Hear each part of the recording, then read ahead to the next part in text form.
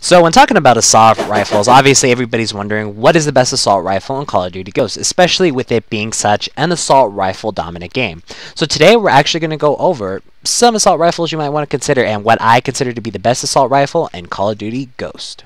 Now, before I get really into the video, I just want to say there's only two guns or two assault rifles I don't show footage of, and that's the AK-12 and Honey Badger, just because those guns are kind of in the middle, and so I don't really need to show them off.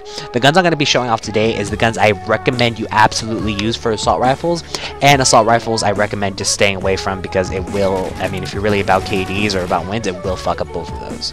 So the first gun we're going to look at is the Remington R5, and for the Remington R5, I do give it an avoid, just because when I actually went into the game, actually started playing on LAN servers, in custom games, trying to get used to guns, I honestly thought this was going to be a great gun. It looks like at long distance there was absolutely no recoil whatsoever. It was powerful, and you could get kills fairly quickly. But the thing about it is, since we're not on next gen yet, that could be a partial reason why, as well as since it seems like a spitball will kill you in this game, it's not that powerful as much as some of the other assault rifles are, as well as the firing rate is really slow, which causes you not to get as many kills as you possibly could.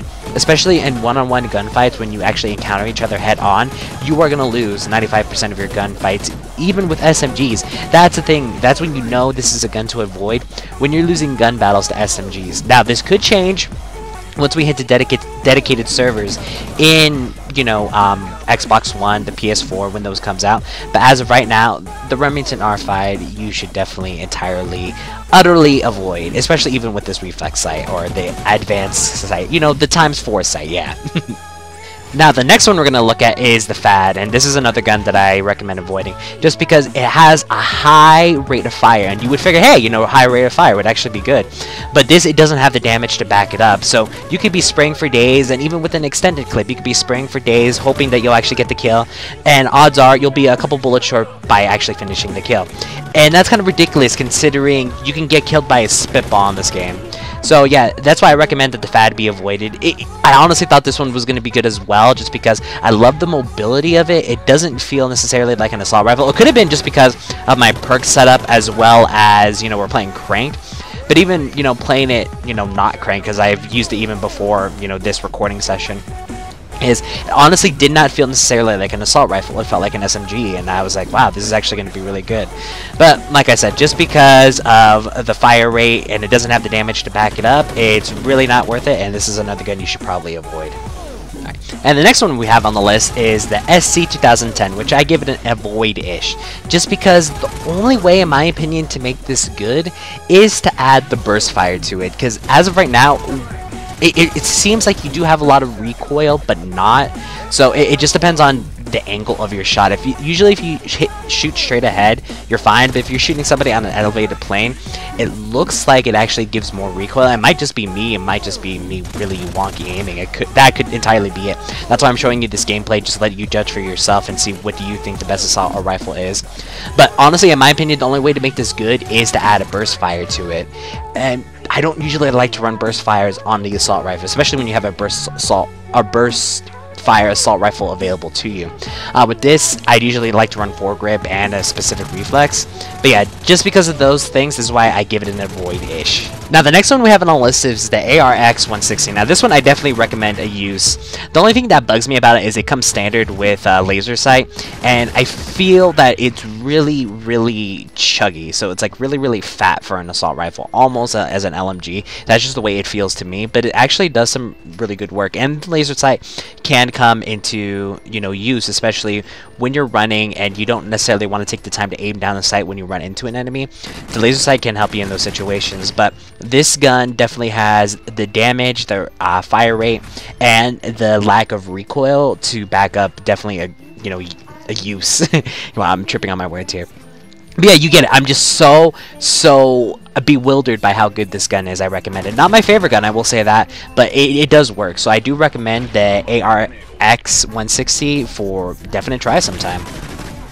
Now, this next one is probably a lot of people's favorites, and I don't blame them just because it does remind you of MW3 a lot, and who doesn't like those 3 bursts, especially with Black Ops, the M8, the Type 95, and MW3. Like I said, it just reminds everybody of a lot of good times. So this is why a lot of people definitely recommend using the MSBS. It's very accurate, it's very powerful, the fire rate is amazing, it's almost as fast as, you know, the Type 95 in my opinion. And me personally, I don't use it just because there's games where I do amazing with it, and there's games that I kind of just am off with it. Again, that could be due to the servers, you know, sometimes I have hosts, sometimes I don't.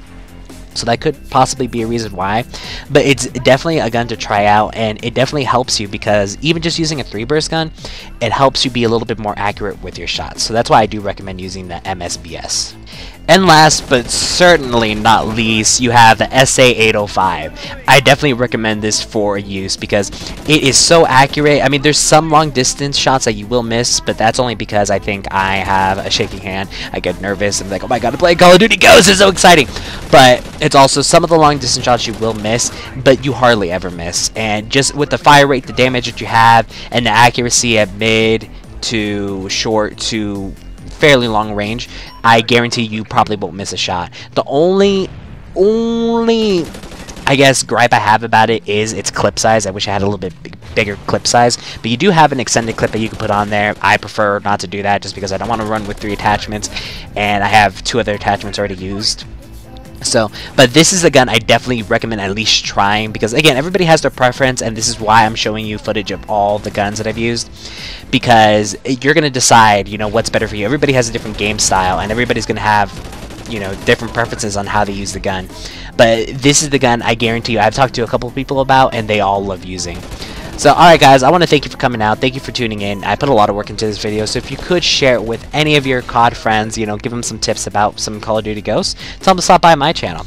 But this has been Generation 71, and we'll catch you guys later.